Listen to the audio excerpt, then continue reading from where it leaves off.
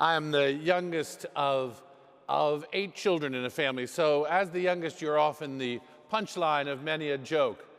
So when I was about 6 years old, some of my older brothers and I planted a little small vegetable garden in the same yard, or they helped me do it. We planted seeds and put it in.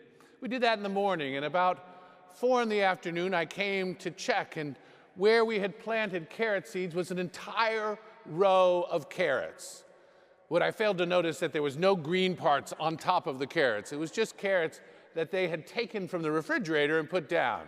Not being the most astute farmer, I was overjoyed to think that we had sprouted a garden in so quick a time, until I turned around and realized that they were howling with laughter.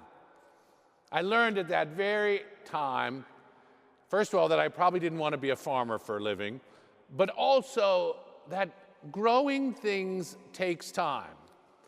This is the lesson that we see. The sower scatters the seeds, but they don't sprout up immediately.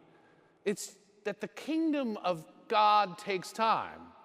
Just think about the rescue plan that God formed in Jesus Christ. He started from the fall, but it wasn't like it happened a week later.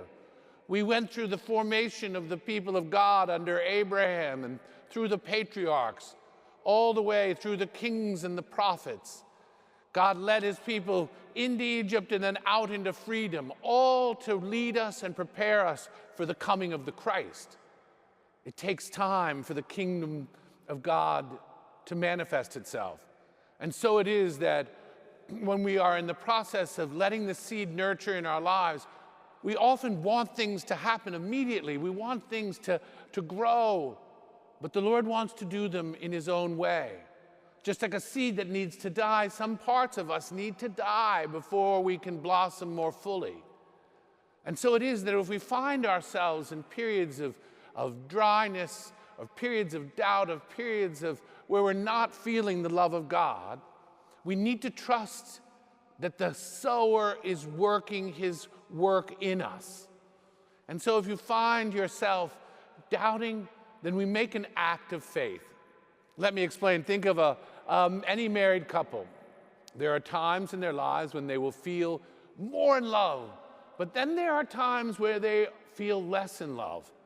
It's at those times where they decide to love. They make an act of love to see themselves through a storm.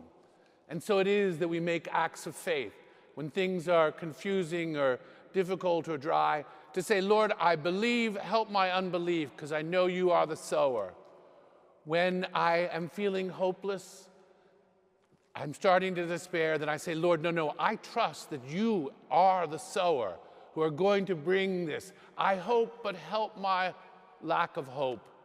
Help my hopelessness. Fill it up. So it is that we remember that carrots don't grow in a day, and neither does a kingdom in just a few centuries. But God is the sower and will always reap a rich harvest. And so it is that we trust, whether it's a beautiful sunny day or cloudy, to make an act of faith, an act of love, an act of hope, because the sower sows always good seed.